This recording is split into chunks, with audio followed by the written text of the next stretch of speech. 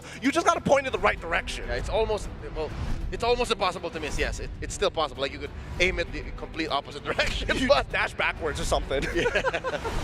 As we enter the draft for game number 3, hey, Valentina, Grok. Maybe those are more heroes that we can watch out for. We already saw the Valentina earlier. The Grok keeps getting banned out here by Aurora as they do not want to give it to Yooms. Hey. Aurora stays blue.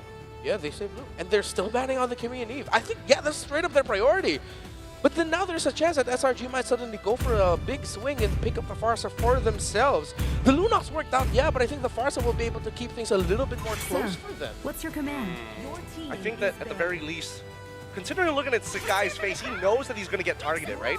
Throughout the past, what, 2 games already, he's been put down how many levels? A total of 5 levels by 6 minutes from game 1 as well as game number 2. 2 in game number 1, 3 in game number 2. And I think this time around, SRG either need to double down and say, hey, we either protect Sakai's and make sure that he gets the nutrition he needs to become a big boy and turn from a boy to a kid, or we're going to lean into the other side laners. Okay, we haven't really covered that whole aspect of SRG's game.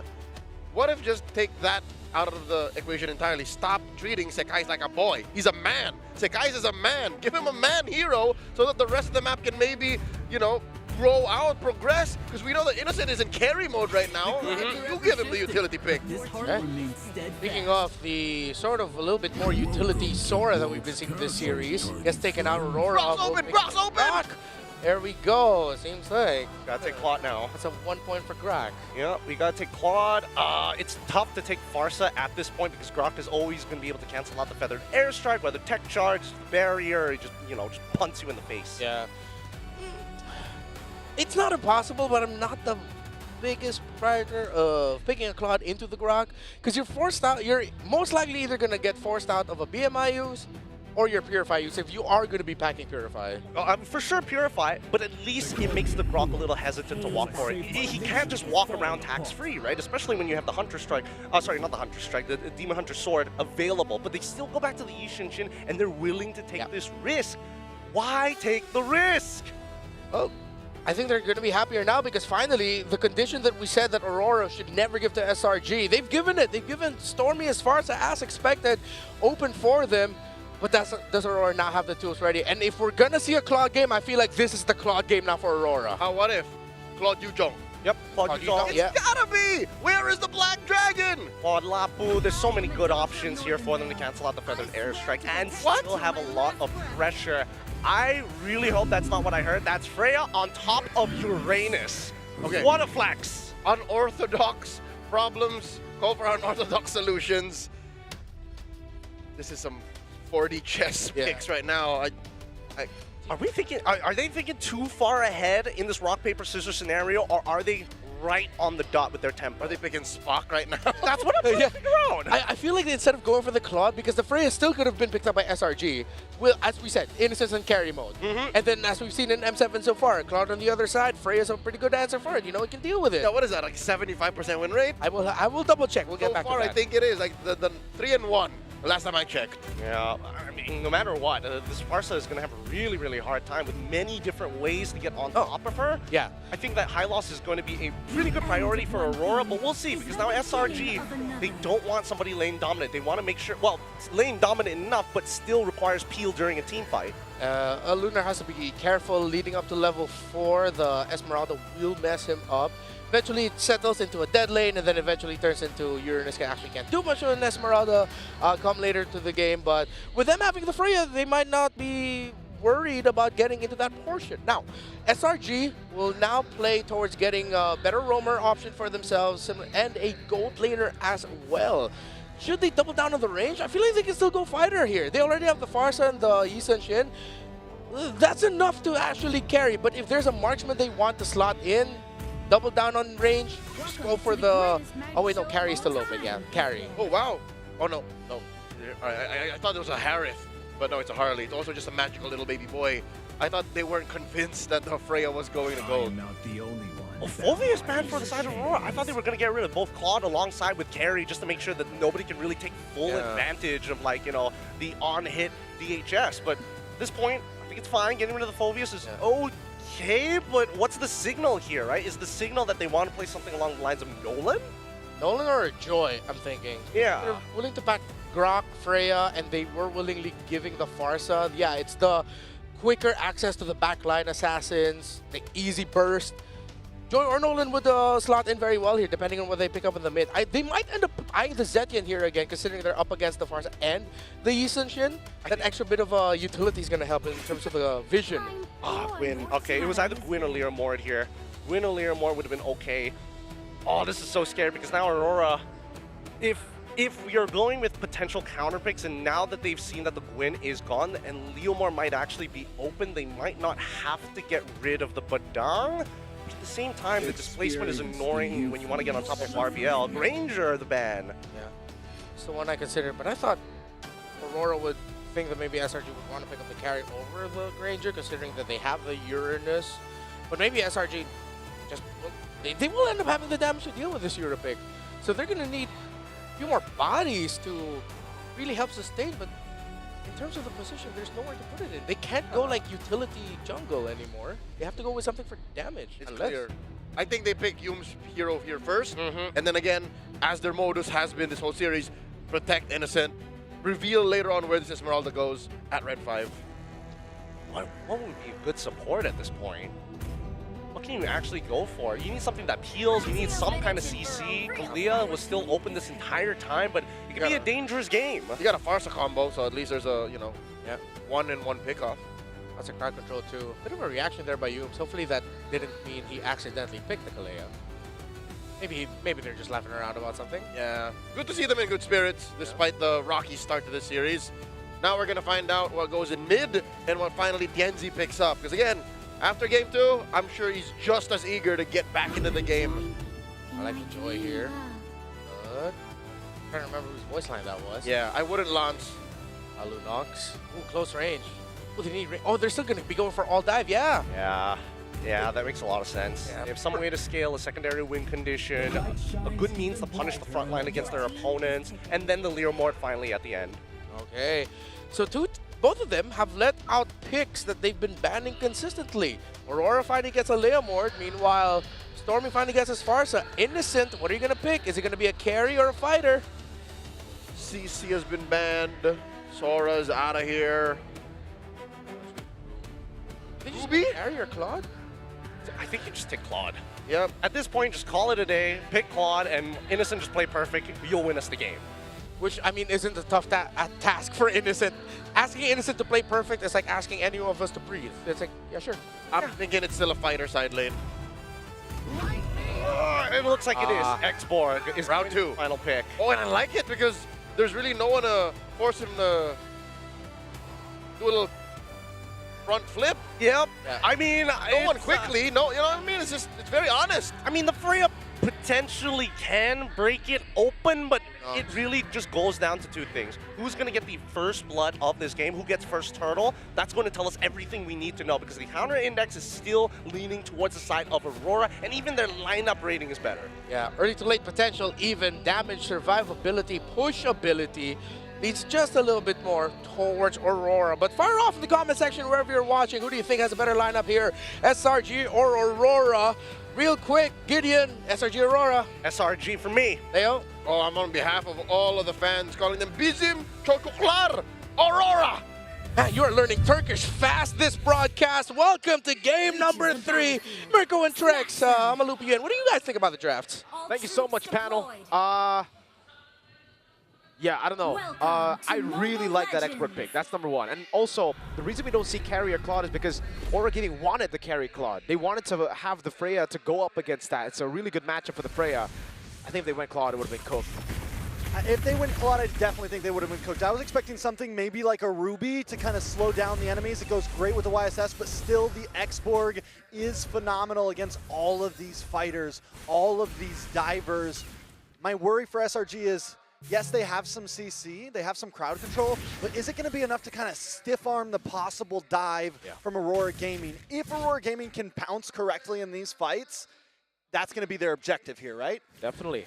They need to find those big sets, and honestly, Pagu, whenever he's on the Grok, it just seems like it's inevitable. They have the mid-prio as well. Remember the matchup head-to-head that we were talking about last game? Lunox now is 4-0 against the Farsa, thanks to Stormy and SRG's comeback in game number 2. So Rosa definitely, you know, trying to tear a page out of Selangor Red Giants' book, but also, this is a very similar composition to what we saw in the Swiss stage. Alter Ego beat Aurora Gaming with the Freya Leomord in their first match at M7. TNZ.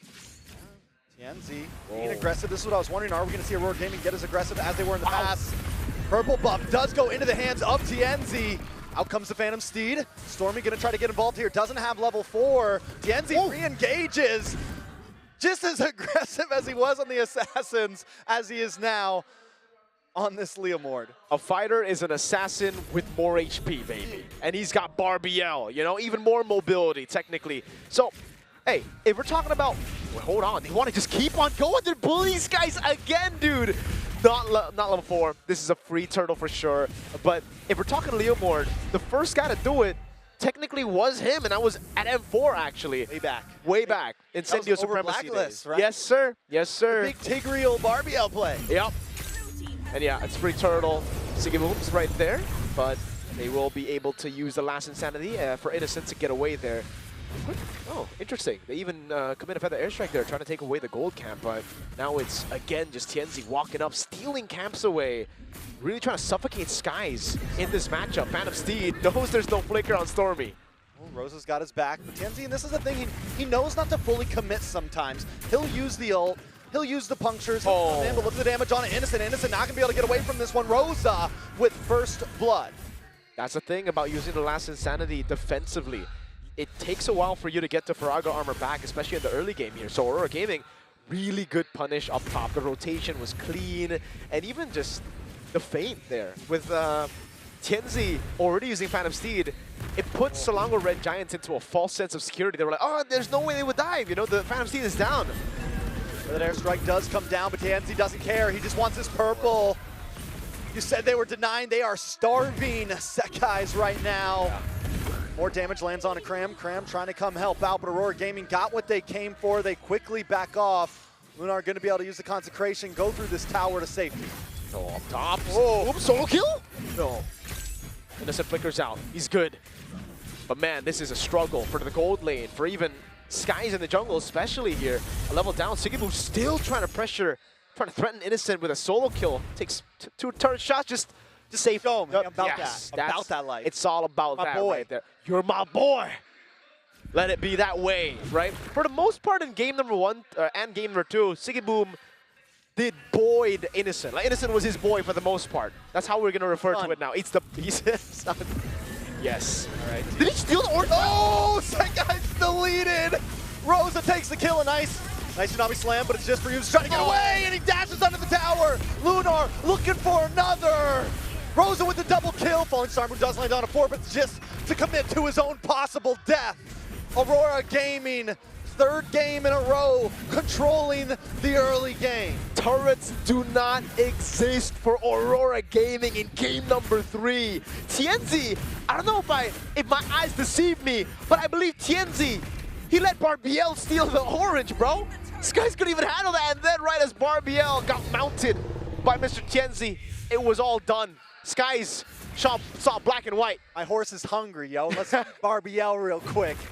That's my boy over there. He's hungry for a random monster in the jungle, man. Oh my goodness. Cram in the bottom lane here. No way to get away. Cram gonna go down as well. Rosa 4-0 in 1.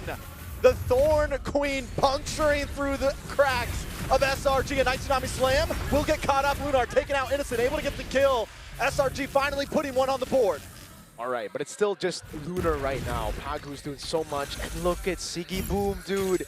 He's free farming up top on a Freya. Take a look at his items real quick right now. He's actually not that far ahead, Phantom Steed. Oh my god, Yooms taking way too much damage. Rosa is unstoppable. Another kill falls into the hands of TNZ. Make it a tower next. An orange buff. Once again, Aurora Gaming's taking it all. Bro, TNZ's crazy with it, man. Barbiel just doesn't stop. Now they go up top, they go for the siege. This comp should be bad at sieging, but they don't care. You know, this is a very similar draft of what SRG did previously with the with the full fighter composition, able to get a win in the Swiss stage. Aurora Gaming have been watching SRG. They are ready for this series. They truly are, man. They've really read SRG out. I think even in the drafts from game number 1, stealing the Sora, and the CC game number 2, stealing the Sora, almost getting it done, but Innocent still performing on the CC. Then here, it's a dive on Skies. Can they do it? Tsunami Slam! Oh, does not connect though. Purify, able to get him to safety. Rosa able to get away. Feathered Airstrike just to keep Aurora Gaming at bay. So the question on our minds though, yes, they're winning again in the early game, but can they close it out? Because that's where they fell short last time. Yeah, that's really the big question right now. And the thing is, if you look at it again, Selangor Red Giants do have good wave clear. They have really good high ground control. On the other side, sieging should be difficult. Again, it isn't that difficult if you're able to take these members down, but now it's really all about baiting Selangor Red Giants into these fights and not getting caught. I think a big part of game number 2 as to how they lost it and how SRG were able to climb back into the game was the fact that Yums, even though he's missing a lot, he found the correct play. Just one, Way the Dragon, got them back to a more confident position. And then the domino effect, bro. Right after that, Siggy Boom fell as well. And I think that's something that he's going to have to learn if they want to close out game number 3 here. Yeah, they got to know how to approach it, right? They need to stay aggressive, but also not too aggressive, right? It's a very thin line there that they have to be able to tiptoe. What I will say for loco ese. Don't get too loco, Holmes. I will say this. Carlito, calm down, man. Calm down. Don't do it again. Aurora Gaming in control here. They are taking a lot more this time, though, right? I mean, we're seeing them steal buffs. Yeah.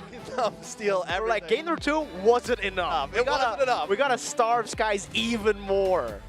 Even feeding stuff to Barbiel. Yeah, if RBL gets some, at this point, they might start feeding their minions. They might actually do that. I don't think that's possible. Not a mechanic yet.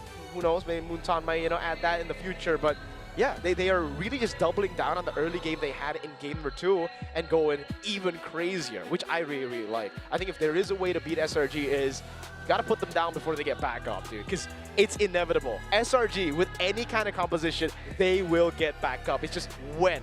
And can you close the game out faster than that before that timer happens? They were able to do it in game 1. If they're able to win this game, it puts them at match point. It puts them at a huge advantage because how these games are going back and forth. At this point, whoever gets to match point first might just steal it away. Now, onto the topic of SRG, yes, they're behind here. Do we think that they're at a clock like they were last game, where it's like late game, or is this still redeemable around First Lord, things like that? I think they are on a clock. They do have really good scaling still, but the thing is they will struggle to close out the game later on, as long as SRG play it safe. Again, they have really good clear, and once we get to the late game, as long as they're able to delay a few of those lords from getting a base turret, then they should be able to turn things around in those big fights. But, again, at the end of the day, it's defense versus offense. Like, for SRG, it really comes down to, especially with the lead that Aurora have right now, playing inside of their base. X-Borg, Yisun, Shi, and Farsa. They have to try to clear it. Yeah, so big picture here. Big picture. Big picture. Aurora Gaming has the capabilities to do it. SRG, I don't think it's like end game clock, but they definitely need to be careful because with the aggression that Aurora continues to bring, if they do get caught off too much, I don't think Aurora Gaming's gonna let what happened last time happen again. Yeah. Thing is though, Selangor Red Giants have a way to force that on you. It's like, you know, Giants. You don't want it, but Selangor Red Giants are like, bro, I don't care. You gotta take it. And sometimes you gotta take it like a good boy. Phantom Steed again, Barbiel, went over to the turtle. And it's a defensive last insanity. They have good ways to disengage. So they still can actually hover around these neutral objectives. They don't need to give it for free. They can still hover, try to look for a play. If they can't, then they're like, okay, last insanity, flicker out, that's it. You know, I know we talked well about the X-Borg, but at this point, another game with Innocent on it, I feel like we don't get to see any aggressive last insanities. Yeah. They're all used defensively. Innocent, you know, he was able to pop off with that CC last game. He's never going to really have the opportunity to pop off here. Yeah, it gets really tough because of the ganks, and Aurora Gaming have consistently been able to do this. They've actually outperformed Sky, Stormy, and Yums in the trio mid. That is what has led to Innocent losing out a lot in farm, and now they're going to do it again, dude. Right on time. They are just zoning Innocent away from farm, trying to take... You know what? They might be starving Innocent now. They're like, we're done with you, Skies. Now it's time to make you, Innocent, our boy. This is something that Aurora Gaming lacked in previous games. converting kills, converting gold into towers. This time they are cutting lanes. They are quickly moving things forward. A huge knockup. Sekai's trying to get away, but TNZ picks it up once again. Yoom's in a bad spot as well, up against Siggy Boom. Rock's gonna make his way up. Should be able to escape, but still Aurora Gaming, 6K gold lead. Yeah, never mind. Aurora Gaming, usually it's like, I take the territory and then you have to move somewhere. But even when Selangor Red Giants try to reclaim some territory, Aurora Gaming were there and they're like, yeah, no, that's not gonna happen. Innocent in the bottom lane, we bullied him. You're not going to get space, not at all. And even if you do, we're gonna take you down. So it's a bad trade in the end, a turret tier 1. Oh, look at that damage, my guy. What is that damage? Oh, my lord! Here comes TNZ as well. Another tower's gonna drop here. Innocent trying to defend, trying to get some damage off, but he doesn't have the frog armor. He's in a bad spot. Tsunami slam, but it's right into all members of Aurora Gaming. And SRG are shattering right now. Sekai's drops next as Siggy Boom pops off. TNZ survived that! He got caught in the flicker tsunami slam, brought right into the mountain shocker, but it wasn't enough though. Innocent! He's an assassin with more health bar. And they dive in. Lunar takes out Innocent. Lunar takes out Stormy. Lunar with the double kill. And a Lord is coming soon. Aurora Gaming are stomping Selangor Red Giants. Nice steal, Pagu. Lord slain by Pagu. That's going to be a stat later on. I don't know how we're going to figure that out, but Pagu's going to have one Lord in the stat sheet. They don't care about turrets. This is an assassin with more HP. They've done it. They went in, and man, Aurora Gaming looks so good this game. It really looks like they should be able to get more. But remember, wave clear is still really good. Again, flicker tsunami slam right into the mountain shocker, and Tienzi's just sitting there saying, nah, bruh. I'm an assassin with more HP, bro. I'm an assassin with more HP, You're bro. my boy. And then Uranus Lunar is just like, yeah, I'm Uranus, yo. Another purple buff. Lord coming soon, like a movie near you. Man, I don't know about this. SRG should still be able to clear it out. Oh, the holy shield gets broken right before. Oh, Pagu makes the play. Siggy Boom jumping onto the back line as well as Rosa puts damage on SRG. The Lord cracks through the base in the face of Aurora Gaming. SRG trying to defend. Usually you see teams knock on the door, they're barging through. There's no way to do it. Aurora Gaming, look the Giants in the eye and tell them match point. A shocker. Who gets to match point first? It is Aurora Gaming who do it first. 2-1 in the best of 5 here in the upper brackets. We were saying, man, Siege is going to be bad. It's going to be difficult for them to knock on the door. But I guess it ain't difficult to kick the goddamn door down with a horse and a tech charge, bro. Hey, Renmar, I'm on your side. I'm stealing that tech charge all day, yo. Vacation! It wasn't even in the Valentina in this match. Yeah, because you was, the G didn't show up. You know what? The Valentina would have been good. Steal away that tech charge. Got tech charge for tech charge. But no, we gotta give it to Pagu. Pagu was on point. It wasn't just the tech charge, bro. Constantly going into the jungle, setting the tempo. They are setting the narrative of the Rome mid-trio story. That is how a Leomord jungle works. Especially with a Freya in the goal. I don't even know how this happened, but you look at this draft without the context, without watching the game, you'd be like, what is going on? Yeah, a lot of bad moves. The early game completely compromised. Multiple losing lanes. Sigubum was initially losing his lane, but was able to recover afterwards after a good call from Pagu to bail him out. And from that point onwards, I have to admit, SRG, you know how to put on a show. You know how to make things interesting. Oh, come on. This is the moment where we're expecting to see the turnaround, because at this point, what else is there? An outclass? Sure. But that's just the early game. Fix that. We're going to have a completely different side. Sounds like Cope right now, dude. You sound like me talking about the Grok ult earlier. I'm telling you, only the real fans are sticking around at this point. Hey, talking about the real fans, I imagine the millions watching from at home in Istanbul, all around Turkey, screaming, Aurora Kazanyor! Because just one more away, and Aurora drop SRG into the lower bracket. Let that sink in. One game away, and this wasn't even, all right, we're talking about non-SRG games. Game 3 is a non-SRG game. That is the least SRG game I've seen from them in years. The last time I've seen them take a loss like that, not even in MSC against Liquid, it was MSC 2024 when, right before heading into Game 7, then Falcons AP Bren won a Game 6 with a complete stomp with like a Bruno and a Faramis. It was that long ago since we've seen something like this delivered to SRG. We gotta give all the credits to Aurora Turkia's coaching staff. Bad Galsef, Apex 47 said, you know what, I see a guy better than me, his name is Pagu. Put me in the coaching staff, I'm willing to put my seat away and then just help guide this kid. And he is guiding this team alongside Bad Galsef, alongside this new roamer so well. Pagu plays like an absolute star.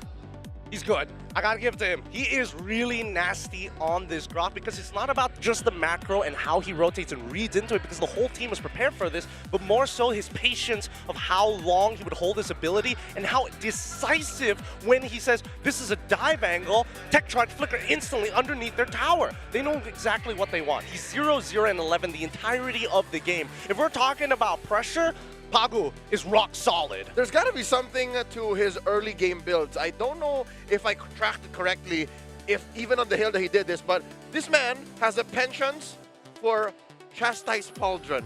Early game, this is his first big item. He always picks it up. Something about the way the metagame is evolving and how Moonton has built this new item, gave it to us, seems to be something he figured out first. Yeah, I would love to answer that question because Chastise Pauldron is a ridiculous item in the early stages, especially if it's first pick, right? Because keep in mind, as he is going into a lot of these fights, who is the target 90% of the time? Oh wait, Yums, if you want to heal, you have to use auto attacks. Imagine if your auto attacks are a little bit slower. Same goes for Yi Shin if he wants to change from range into melee. Worst yet, that's why he goes 0-11. How are you going to kill him with the Chastise Pauldron passive? So this kind of redefines the math involved. Usually you think, oh, it's an anti-attack speed item. I'll get it late game because that's when all of the attack speed items come in. No, you build it early, so they don't even get to build it. It's a limit breaker.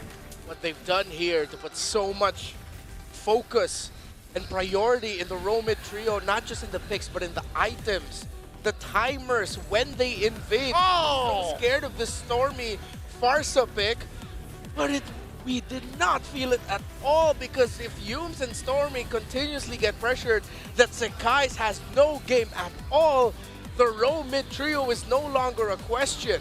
And even if it was Sekais they were attacking, I kind of feel bad for Innocent as well. He, you know, picked up the Autobots' scout. He put on a performance from Game 2, and then Game 3, he was forced to play the X-Borg. Where do you even go from here, right? Well, he couldn't get anything on Sigiboom. They couldn't even call for a swap because the map was literally on fire. Where do you go next? Stormy? Sure, they gave him his best hero, one might argue.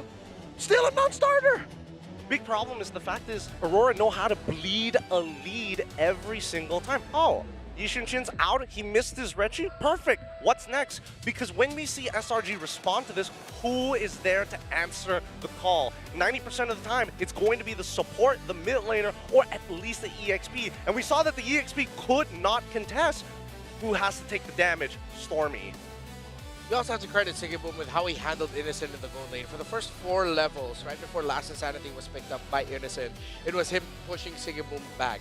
He made the great call of, instead of giving up and just going back to base, he dove back under tower knowing like, wait, there's still the damage reduction. I'm going to be able to survive this. I still also have a little bit of shield. And he didn't miss out on that wave, which gave time for the rest of Aurora to back him up, which then eventually led to the first death of Innocent. After that, Sigiboom did not let go of control at all in the gold lane. Innocent was always forced back. It was Sigiboom who was just completely tearing through that X-Borg. And with the mid lane trio already losing, they couldn't help Innocent. And now we go back to the start. Rosa said, our mid trio can beat yours, even if they gave over the best heroes per role, one might argue. I don't think anyone will say Yi Shin is not top 2 heroes right now. No one would say Stormy's Farsa is mid. Hell, the Kalia and Yums, that thing is iconic. Yet still, look at where Aurora is now! Match point! Here's my biggest concern for SRG. Why are they building a composition that's not designed around the laning phase and purely playing for these big team fights, alt-dependent, neutral, objective style of compositions? Because right now, the way that Aurora is playing, all right, you play around your cooldowns, but what happens when you don't? We fight better. Our composition has shorter cooldowns, needs less resources to get more done. And I think that SRG really is leaning too much into this Yishin Shin. It needs to change. And if you give it over to TNZ, that might just open up a new prerogative to say, hey, we can now start attacking you in the lanes itself. I was just about to ask, is it time for SRG to let go of the Yishin Shin? I think they got to give it up. I may have mentioned once or twice in the draft for Game 3, maybe it's Sekais who can afford a utility pick, and maybe now it's time. Yeah, he really needs to get changed up with a pick for Sekais, because that's 3 games in a row. Yes, again, game number 1, his KDA was respectable, but it wasn't really a lot of the impact that we were looking for. Eventually, of course, Aurora took that game number